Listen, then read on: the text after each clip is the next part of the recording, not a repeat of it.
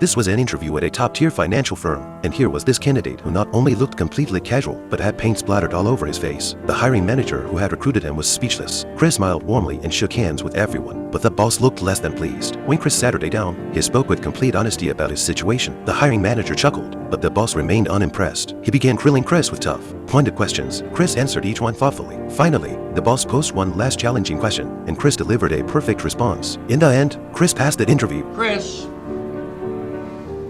what would you say if a guy walked in for an interview without a shirt on? And I hired him. What would you say?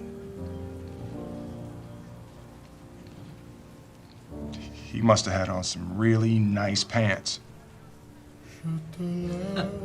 With no money for rent, the landlord kicked them out. They moved into a motel, and Chris started his internship. The company had strict standards. Out of 20 people, they would only hire one. They'd evaluate performance and factor in final exam scores. Chris decided to work 3 times harder than anyone else. He was always the first one in the office and didn't even take bathroom breaks. After work, he had to pick up his son and then endure a 1 to 2 hour commute home. There was a supervisor at the company who constantly had Chris running errands, fetching coffee, buying snacks. When Chris made cold calls, plenty of people just hung up on him or cursed him out. One day, he called a major client who told him to be at his office within 20 minutes. Chris immediately rushed over, but that same demanding supervisor asked him to park his car. Chris had no choice but to agree. By the time he finished and got to the client's office, he was delayed. Oh, you just missed him. To make matters worse, the supervisor's car had gotten a parking ticket, and Chris had to pay the fine. Still, he didn't give up. On weekends, he brought his son along to visit clients. He made a special trip to apologize to the one he missed, and the client invited them to a baseball game together. Chris eagerly accepted. Through this, he met many wealthy people and expanded his client base. His life seemed to be turning around, but misfortune struck again. The government seized all his savings for back taxes. Chris was broke. His last medical device broke down too. At the same time, because he owed so much in hotel fees, the motel owner threw all their belongings out on the street. He and his son had nowhere to go. Chris couldn't find anywhere for them to stay. He had no choice but to take his child to the subway station. When his son asked where they were going, Chris could only say he didn't know either. They Saturday on a bench, and seeing his son who had endured so much hardship with him, Chris felt his heart breaking, so he started playing a game with his boy. His exhausted son perked up with excitement. Then Chris took his son and hid in a public restroom. They would sleep there tonight.